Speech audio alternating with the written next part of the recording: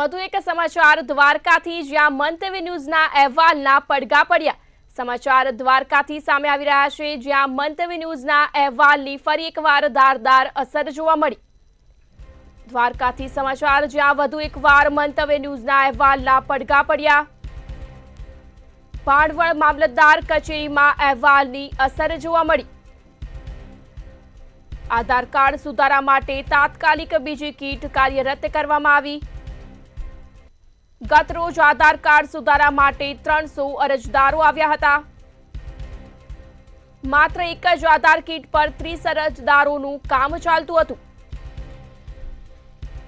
દ્વારકાથી આ સમાચાર, જ્યાં વધુ એકવાર મંતવ્ય ન્યૂઝના અહેવાલના પડઘા પડ્યા। ભાણવડ મામલતદાર કચેરીમાં અહેવાલની અસર જોવા મળી। આધાર કાર્ડ સુધારા માટે તાત્કાલિક બીજી કીટ કાર્યરત કરવામાં આવી। દ્વારકાથી આ સમાચાર, જ્યાં મંતવ્ય ન્યૂઝના અહેવાલની ધારદાર અસર જોવા મળી।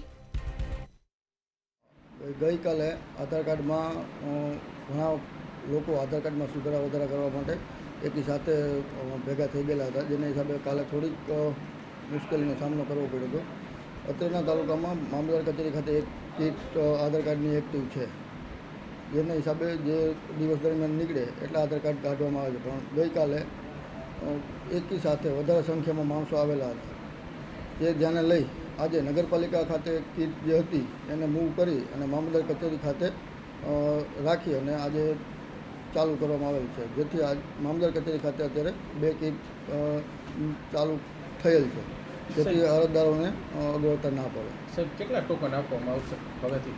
જનરલી દિવસ દરમિયાન જે છે 25, 30 કે 40, જે રીતનું સર્વરનો કોઈ ઇસ્યુ ના હોય તો એટલું મેક્સિમમ આપણે 35-40 સુધી ટોકન થઈ શકે છે।